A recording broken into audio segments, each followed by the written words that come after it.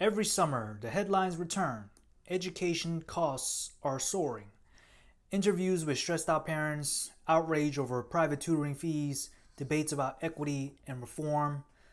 The story repeats every year.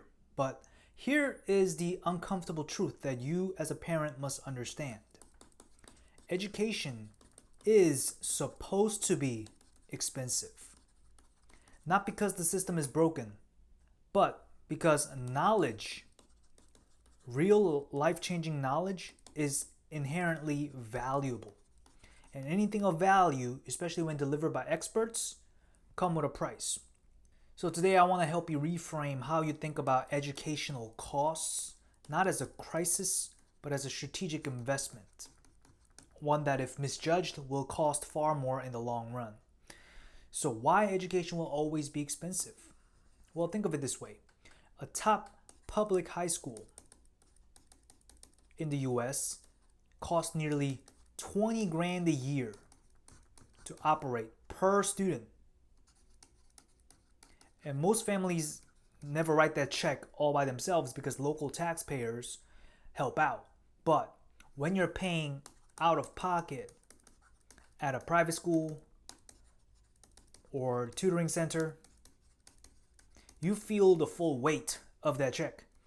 And that's just the reality of what quality instruction actually costs. And if you want your child to learn from great teachers who truly understand what they're teaching, you have to pay their worth. Think about it. Would you expect a top engineer to quit their six-figure job to teach algebra for 40K? Of course not. Unless they're driven by an extraordinary sense of mission, most talented teachers go where their time is valued. And that's why real education that is customized, thoughtful, and expert level costs money. But let's say you don't even send your kids to private school. You're letting them get the free education from public high school system. Well, that actually isn't even free either. Why is that? Well, if we look at really prestigious US public high schools, they may be tuition free, but the surrounding neighborhoods, homes nearby are anything but affordable. Free schooling exists, but parents pay for it through mortgages, with property taxes, with decades of financial positioning. And this is not an accident at all. Matter of fact, local communities, the parents of that neighborhood, vote to raise their own taxes, not to save schools, but to protect property values. So when school quality drops, home prices follow. This is very clear to see in the US. School quality, neighborhoods with poor school quality, you'll see the home prices being low. So even if you send your child to a free public school, you're still paying for it through real estate. And if you're in a district with fewer resources, that burden falls back on you through tutoring, through test prep. And you might think, well, this all sounds very cynical. But what's even more cynical is believing your child will thrive in the global economy while cutting corners on their education. Yes, college is expensive. Yes, tutoring costs and private education adds up. College admission is costly.